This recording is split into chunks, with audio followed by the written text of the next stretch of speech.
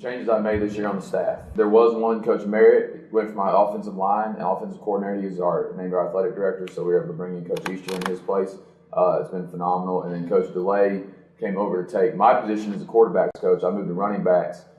Defensively, there's only one change that we had to make. Not one we necessarily wanted to, but it came about just with logistics and nature of the beast with the way the school system works. So we were able to get Phillip Brown in from Moultrie, and he's working with our linebackers. I loved my staff last year. It was great. We had a lot of youth, a lot of energy and enthusiasm, but as far as the administrative side of it goes, there's a lot of times I found myself having to kind of coach the coaches, and once they bought in and understood what was expected of them, again, that's what helps going into the second year of the program. Everybody knows what to do. Everybody kind of knows their niche, where they fall on the bus, and but it's been really, really nice this year as far as the workers, the kids are getting along with the coaches right now. Relationships, we're big on that. It's if you need a ride, you need a dollar, you need anything that if we can't do it, we're going to find a way to get it done. I think our schedule is nuts. If you look, our Region 1 AA is the SEC of Region of Class 2A football. I think Region 1, all through the classes, is going to have that same stipulation all through the state, 1 through 7A. And then you look at our non-region, so you say, okay, we're maybe going to have some cupcakes in your non-region schedule to get your mind right for the region play. Well, that's not it. We got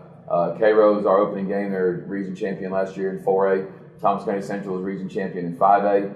Then we go Monroe, that's going to have athletes all over the place, coming out of Albany, and they had Albany High School closed, so some of those kids are in different spots and can help anywhere. And then you have a Worth County school that, after we beat them last year, went on like 5 or 6 game win streak, made a third round of the playoffs, I believe, and have a great team coming back with Coach Simmons being new there with new energy. And then we lose Albany in our region games, so we decided to pick up a 7A school out of Florida, out of Tallahassee, Lawton Chiles. So there's never a week where we can just take a deep breath and say, okay, let's get better this week. Let's rest some kids and nurse our injuries. We don't have that opportunity.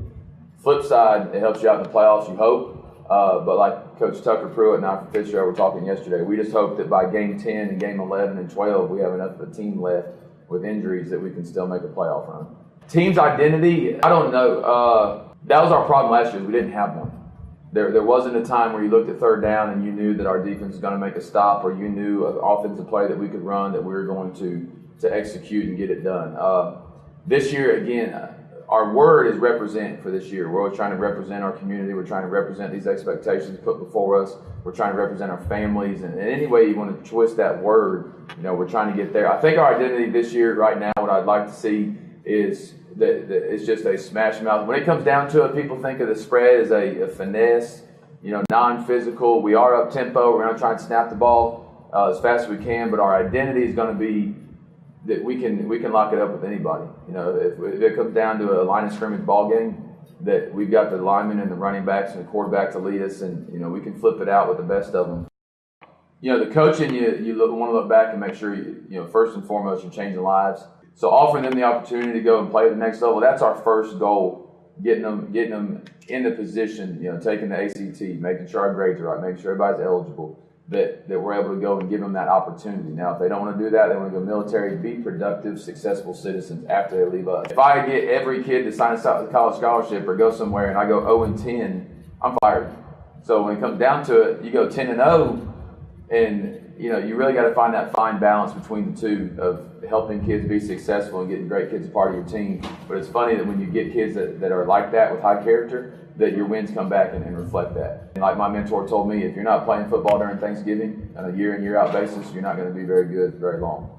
So that's our goal every year, playing during Thanksgiving, playing that third round. And then you never know. You make it to that Final Four, it's a coin flip. I mean, all the teams are going to be good. Who shows up that night, and you just give yourself a chance to get there.